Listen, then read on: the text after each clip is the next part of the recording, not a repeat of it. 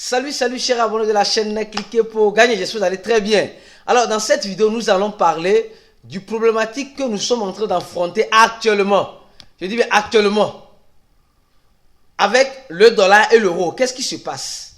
Qu'est-ce que la Russie prépare? Je vous dirai tout à l'heure dans cette vidéo. Ceux qui restent jusqu'à la fin de la vidéo vont tout découvrir. Je vais laisser la dernière information importante et capitale de la Russie à la fin de la vidéo. Alors, si vous n'êtes pas encore abonné à cette chaîne, je vous prierai de vous abonner, sinon vous allez rater assez d'informations. Et ces informations que vous allez rater, tôt ou tard, vous serez obligé de revenir encore ici.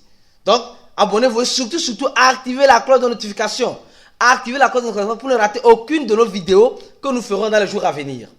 Alors, nous voyons le marché des crypto-monnaies. Nous sommes dans un moment d'incertitude. D'incertitude en crypto, pourquoi? Parce que nous sommes en face, nous étions en face, il y a de cela 2 ans, d'une crise sanitaire. Aujourd'hui, nous sommes en face d'une crise, d'une crise mondiale, si je peux le dire ainsi, avec la guerre en Ukraine. Je ne vais pas faire la politique, je n'ai pas fait la géopolitique, je n'ai pas fait l'économie, je donne juste mon point de vue. Je peux être toutefois erroné. Alors, vous laisserez dans cette vidéo jusqu'à après la fin, ce que vous en pensez aussi. Et nous avons remarqué récemment qu'il y a eu une attaque phishing sur Uniswap, dont le fondateur de Binance a averti. Il y a plusieurs choses qui sont chamboulées. L'incertitude règne. Alors quand l'incertitude règne dans les moments de crise, rien ne retient rien. Tout part à l'eau avant de remonter. Et sûrement, c'est dans ce moment-là que certains profitent de l'occasion pour préparer leur futur patrimoine dans les années à venir. Pour ceux qui comprennent, comprendront. Alors, le Bitcoin toujours fait partie de ces réserves, mais bon, de ces réserves de façon vulgaire, oui. Mais elle souffre aussi comme toute autre réserve aussi de valeur. Alors, parlons donc d'abord de l'euro et du dollar. Quand vous voyez un peu, ça fait déjà l'euro est en train de perdre, on dit la valeur, mais sa parité vraiment un peu plus stable sur le dollar. Le dollar est resté, l'euro est toujours à 655 francs CFA, pour ceux qui utilisent le franc CFA, dépendant de la zone dans laquelle vous êtes.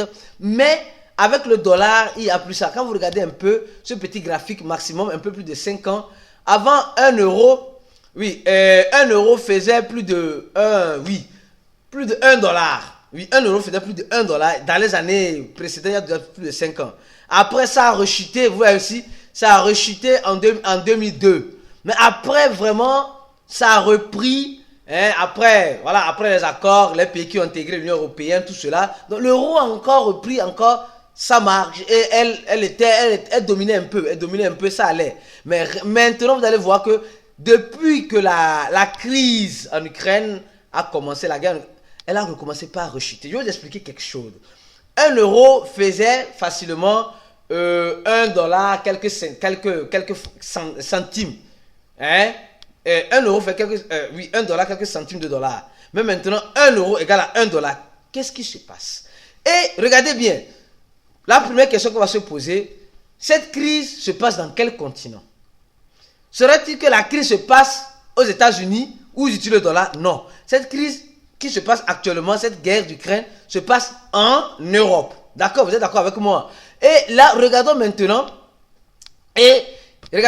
le prix du rouble, qui est la monnaie russe. Faisons cette comparaison, s'il vous plaît, les gars. Regardez, soyez attentifs. Je ne suis pas un économiste, c'est un peu mes petites analyses que je fais pour partager avec mon public. Alors, le rouble allait depuis 2004, ça allait bien. Mais après, arrivé un moment, le rouble a vraiment chuté. Je crois bien, en cette année, le rouble a vraiment chuté. Avant même le début de la crise, le rouble a vraiment chuté. Je crois bien, c'était en mars. Le 11 mars, le rouble a chuté. Parce qu'ils ont envahi l'Ukraine, ils ont reçu des sanctions. Mais les Russes savaient ce qu'ils faisaient. Dans les moments de crise, il y a toujours l'opportunité. Récemment, il y a de cela 2 jours, je crois bien, le gazoduc, la Russie qui fournit le gaz à l'Union européenne, je peux dire à l'Europe tout entière, a fermé le robinet de gaz. Poutine a dit que c'est le début du commencement. Donc c'est maintenant même que les choses commencent. Poutine, c'est maintenant même. Il a fermé le gaz. Oh, l'Europe dépend en majorité un peu plus de presque 48% du gaz russe. Mais c'est eux qui veulent sanctionner les Russes. Alors, ils ont dit, ok, nous sommes en maintenance pour 10 jours. Déjà, quand la crise a commencé, la Russie a commencé par se faire de nouveaux alliés. pour mettre en place de nouvelles stratégies.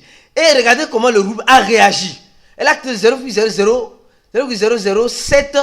Regardez ici, 0,007 à 0,0014. Elle a fait 100%. La monnaie russe a fait, vis-à-vis de l'euro, elle a fait 100%. Or, au même moment, l'euro peine à s'en sortir. La question que je me pose, qui perd dans cette guerre? Qui est en train de perdre dans les sanctions actuelles qui ont été affligées par la Russie? La Russie va toujours, et bizarrement, la Russie ne fournit pas le nombre de gaz qu'elle doit fournir depuis que la crise a commencé, parce que l'Union européenne a diminué, mais ils ont augmenté le prix du gaz.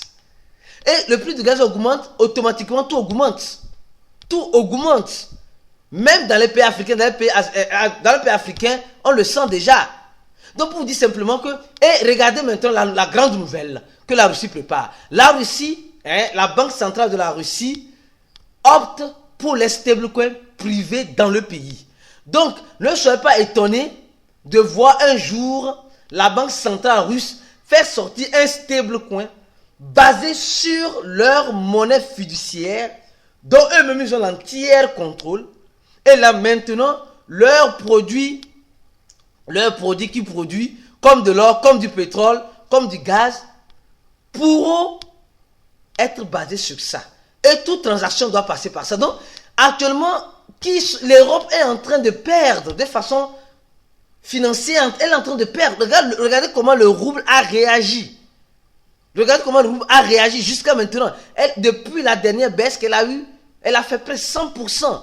Alors les investisseurs commencent par être plus responsables. L'Union européenne a quoi donner? Entre parenthèses. Mais la Russie a beaucoup de matières premières à donner. L'Union européenne a quoi donner? À garantir beaucoup de choses. Franchement, je vous dis et je vous répète encore, le risque existe partout, mais prudence. Voilà ce que j'ai voulu vous dire. Cette petite analyse que je vais vous partager avec vous dans cette vidéo concernant l'euro et le dollar et le rouble. Qu'est-ce qui se passe réellement? Ce qui se passe, vous avez compris. Et on se dit à la prochaine vidéo. Et ciao!